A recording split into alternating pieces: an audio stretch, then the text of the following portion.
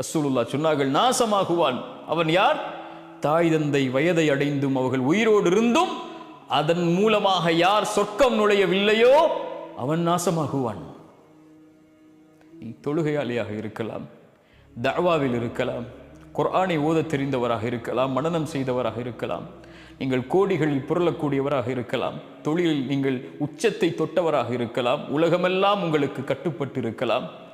ஆனால் தாய் தந்தையுடைய விஷயத்தில் நீங்கள் குறைவை வைத்திருந்தால் நீங்கள் நஷ்டவாளிகள் தான். இந்த ஒட்டுமொத்த உலக வாழ்க்கையும் உங்களுக்கு நஷ்டம்தான். நாளை மறு உலக வாழ்க்கையும் நஷ்டம்தான்.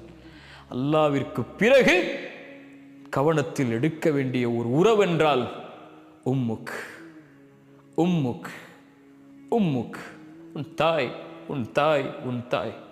அதற்கு பிறகு யார் ரசூலல்லாஹ்? உன் தந்தை.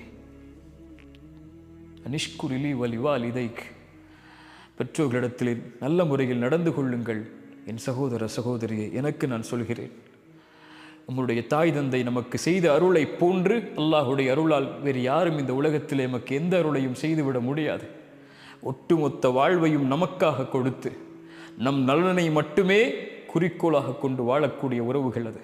குறிப்பாக தாய் தன் எதிர்பார்ப்புகளை, தன் ஆசைகளை, தன் எண்ணங்களை, தன் வயதை, தன் வாழ்க்கையை, ஒட்டுமொத்தத்தையும் தன் பெற்றெடுத்த பிள்ளை நலமோடு இருந்தால் போதும் என்று கழிக்கக்கூடிய ஒரே உறவு இந்த உலகத்திலே தாய் மட்டும்தான்.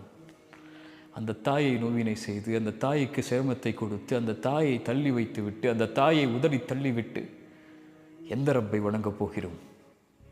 அல்லாஹ்விடத்தில் நேசத்துக்குரிய அமல் தாய் தந்தை இடத்தில் நல்ல முறையில் நடந்து கொள்ளுதல்.